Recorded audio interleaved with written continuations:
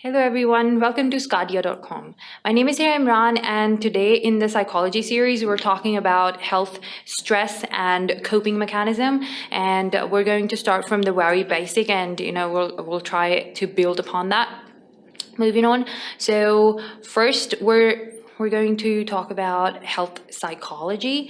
So health psychology is basically a new concept in which we're going to see how it evolved and really what are the dimensions of health psychology, and we're going to see how the health psychologists are playing a part or playing a very important role in the health delivery mechanism of today's healthcare service.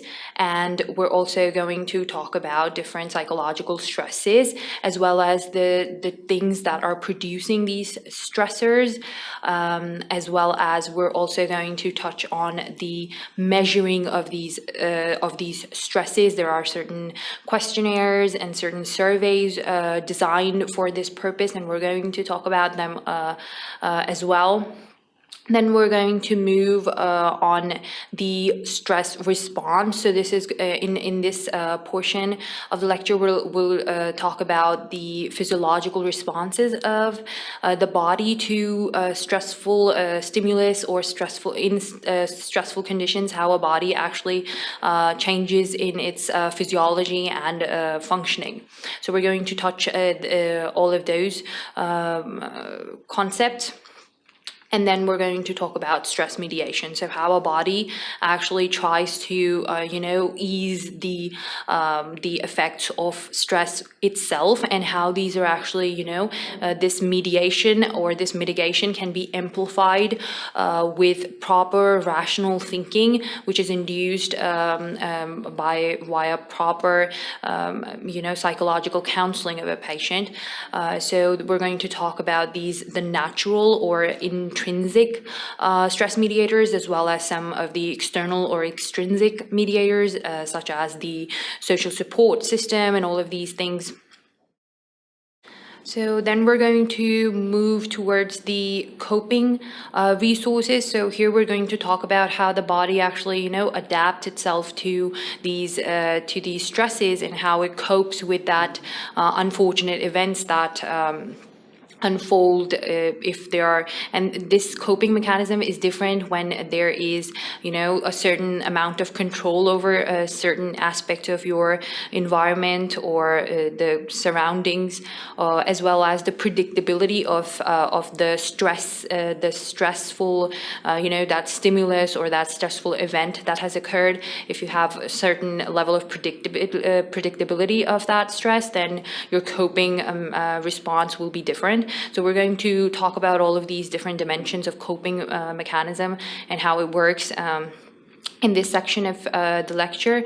And then we're going to talk about stress. We're going to talk about the different types of personalities, and then we're going to talk about how gender is also a participant in the way that an individual copes with certain stresses. We're going to talk about a little bit about housewives and the rate of depression, or this incidence of depression rather in them. We're going to see why. And we're also going to talk about the physiology and also the psychology of health and illness. So that is something that we're going to talk about all through the lecture, and how these things are actually interrelated. That is going to be the main subject of our topic. And afterwards, we're going to also focus on the promotion of healthy behaviors, and how we can incorporate some healthy activities in our lives to make the quality of the life actually better. So, with medicines and all of these medical interventions and surgeries and all of these things, we can actually improve the quantity of our life. But with psychology, these nutritional changes and exercise and these vocational training or exercises or physical training, what we do is we kind of try and improve the quality of a person's life. So we're going to talk about that, the promotion of health and the healthy behavior. So that's the ultimate goal.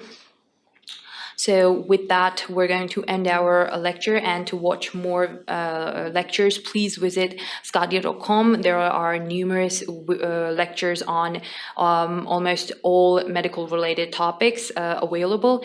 So I hope you will watch the entire lecture, and that's it. Thank you for watching sqadia.com.